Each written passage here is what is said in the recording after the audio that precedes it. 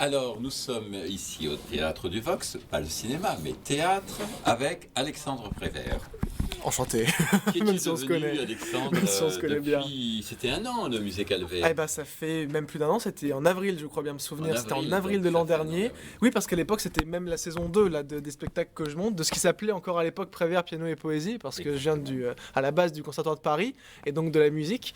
Et puis bah, là, depuis, il s'est passé 20 000 et une choses, parce que voilà, le chemin vers le spectacle et vers le stand-up a été abouti, pas forcément dans sa concrétisation artistique, mais en tout cas sur le papier, dans le concept a été abouti, parce que voilà, aujourd'hui, je fais ce que j'appelle du stand-up classique, et que je suis déjà le seul à faire dans la proposition qui est artistique qui existe aujourd'hui, mais qui est vraiment cette volonté de mêler le jeune et l'ancien, de mêler le moderne et le plus culturel, ancestral, traditionnel. Et là, comme on l'a vu ce soir sur ce spectacle où sont passés vos rêves, de mêler les histoires des gens, les histoires quotidiennes de chacun, avec la grande histoire, dont on s'aperçoit assez vite en fait qu'elle est l'histoire quotidienne de gens d'avant.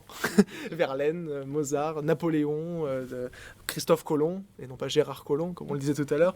Mais voilà, le chemin a été complètement emprunté, la porte a été défoncée. Aujourd'hui, voilà, c'est cette volonté de partager un moment le plus complet possible avec le public, de rire, de s'émouvoir, peut-être de pleurer quelquefois, d'apprendre des choses beaucoup, et puis d'échanger à bâton rompu sur les rêves de chacun, vos rêves d'enfance, vos rêves de voyage, vos rêves d'aventure, les rêves d'amour qu'on peut avoir, et puis des fois même des rêves un peu confus, on sait pas trop si c'était un rêve ou si c'était la réalité. Donc voilà, c'est le petit pianiste s'est émancipé de beaucoup de choses et essaye maintenant d'être le plus naturel possible et de s'ouvrir le plus aux autres et d'apprendre aussi le plus possible du public. Enfin voilà, c'est un ping-pong comme ça, un aller-retour que je cherche maintenant dans cette saison là où sont passés vos rêves.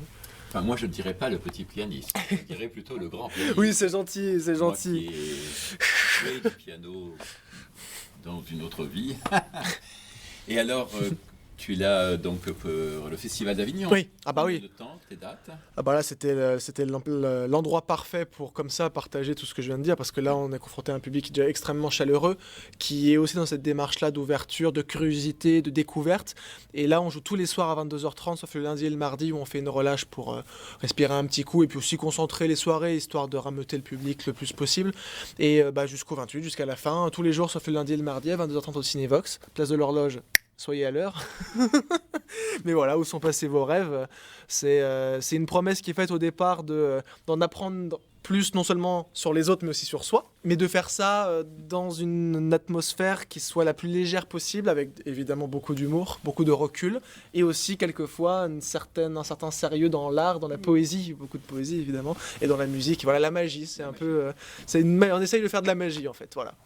Eh bien écoute, c'était vraiment une très très grande magie ce soir, on a fait un partage extraordinaire. Là, nous sommes donc en direct avec Friendly Radio Vox, donc on te souhaite un merveilleux et extraordinaire festival. J'espère vous retrouver très vite. Mais merci beaucoup, merci pour tout. Merci. À bientôt, merci.